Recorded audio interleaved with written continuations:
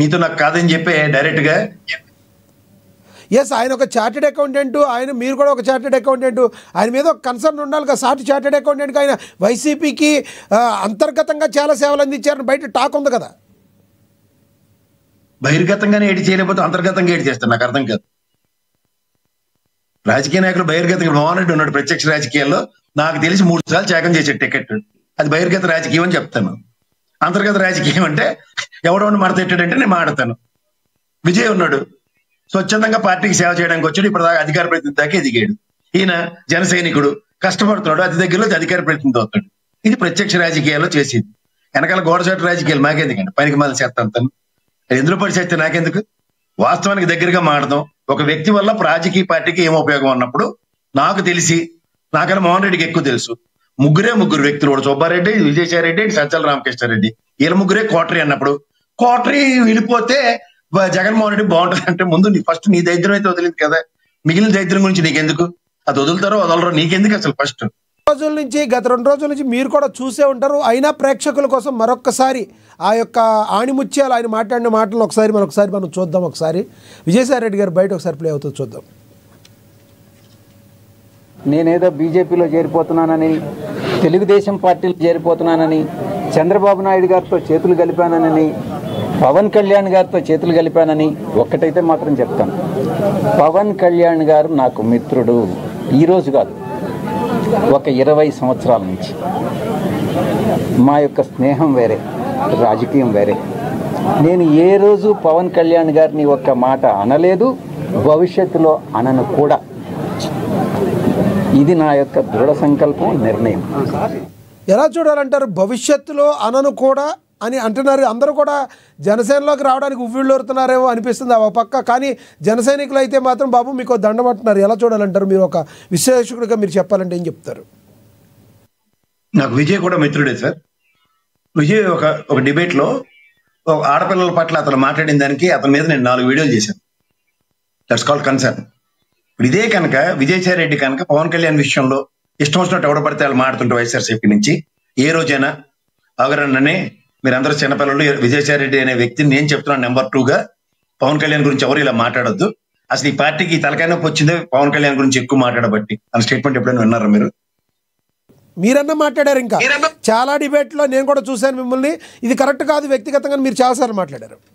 ఆయన మాట్లాడలేదు ఇప్పుడు అలా. ఇంకా ఉన్నాడు సార్ ఒక నిమిషం. నేను చిన్న బుడంకే కండి, నెంబర్ 2 కదా ఇది కాదు సార్, ఆయన నెంబర్ 2 కదా. ఆయన అన్నది మీరు విన్నారా? వెళ్ళలేదా? మీ వాయిస్ మ్యూట్ అయినట్టుకుంది. నేను అదే చెప్తాను, నేను ఎప్పుడు వినలేదు. ఏమని చెప్పాను? త్యాగశీలి, టికెట్ తృణప్రాయంగా వదిలేశాడు. ఎప్పుడు కాంగ్రెస్ రాజశేఖర రెడ్డి గారి దగ్గర నుంచి తెలిసిన వ్యక్తి నాకు. విజయ్ తప్పని మాట్లాడతాడు. I respect him, is my friend. ఇతను నేను 100 సార్లు ఆర్గ్యూ చేసుకుంటారు, జనసేన ఆయన నాయకుడు నేను. కానీ వ్యక్తిగతంగా మాకేముంటది? కానీ ఫ్రెండ్షిప్ లో రేపొద్దున నా ముందు ఎవడైనా మోహన్ రెడ్డి గారిని, విజయ్ గురించి కానీ వీళ్ళు కానీ పిచ్చిగా మాడితే మాత్రం what is my reactive mode? First of అది లేనప్పుడు 20 సంవత్సరాలు కాదు 30 సంవత్సరాలు లేదా భూమి పుట్టక నుంచి ఇద్దరు ఫ్రెండ్స్ అంటే ఎవరికి కావాలి? అది ఎవరికి ఉపయోగం? ఓ పక్క పార్టీకి డ్యామేజ్, ఇంకో పక్క జగన్మోహన్ రెడ్డికి పార్టీ నెంబర్ 2గా ఉంటూ కూడా పవన్ కళ్యాణ్ డ్యామేజ్ చేస్తే అది కన్సాలిడేట్ అయింది. ఎవరిది కోర్టు ఆపరేషన్ చేసినట్టు చెప్పండి. మన దిక్కుమాల ట్వీట్లు సారాంశం ఏంటి? ఏదైనా ఒక పనికొచ్చిన ట్వీట్ ఉంది, నా కళ్ళు పోయిలా పక్కన ఇందాక నుంచి స్క్రోలింగ్ చేస్తూనే ఉన్నారు. మరి 20 సంవత్సరాల ఫ్రెండ్ అంటే అలా పనికిమాల ట్వీట్లు ఎవడని పెడతాడా? ఎక్కడుంది నిలకడ? ఓ పక్క చంద్రబాబు చుట్టబట్టాడు, 20 ఏళ్ళ పాటు పొత్తుంటాడు, నాకు ఫ్రెండ్ అంటాడు. ఎందులోనో మీకు నిలకడ కనబడితే, ఇంత నిలకడ లేనోడు నెంబర్ 2గా ఉండి ఏ నిలకడగా ఉత్తరించి ఉంటాడో ఒకసారి చెప్పండి. ఓను ఉన్న విషయాలు ఏదైనా నెక్కచ్చిగా నిలబడి, తెలుగుదేశంలో నాకు తెలిసి ఆయన గుంటూరు మహానుభావుడు ఉండేవాడు లాల్జన్ బాషా గారు అని, కష్టమని ఇష్టం ఆయన మొహమ్మద్ చెప్పేసి వాడు చంద్రబాబు నాయుడు గారికి ఇది తప్పని అలా చెప్పి చెప్పండి.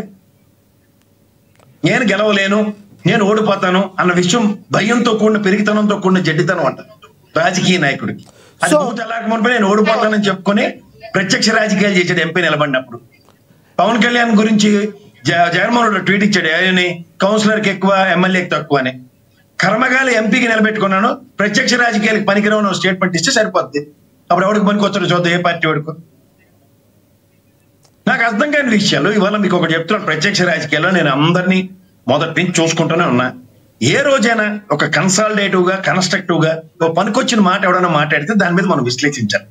చీరిగ్గా ముసలోళ్ళు రిటైర్ అయిపోయిన తర్వాత గుళ్ళు పోయి పురాణం విని ఆడికి నచ్చిన భాషలో ఇంట్లోకి వచ్చి మనవాళ్ళకి మనవరాలకి కథలు చెప్పినట్టు రోజుకో పెట్టకథ చెప్తుంటూ why the hell we need to entertain. అసలు ఫస్ట్ ఆఫ్ ఆల్ పొమ్మనకుండానే నీ అంతా నువ్వు పోయినావు. పోయిన తర్వాత పెరటతో పెంకెట్టుకుని వచ్చి వెనకడికి ఒక సామెత ఉంటది, పెళ్లికి పిలిచారట బొట్టెట్టి, హస్ నువ్వు పెళ్లికి పిలిస్తే నేను రాడబెట్టని చెప్పి పెరటతో పెంకెట్టుకుని వచ్చి ఇంత కోరిస్తామని అడిగారట. అలాగుంది దైద్రాన్ని.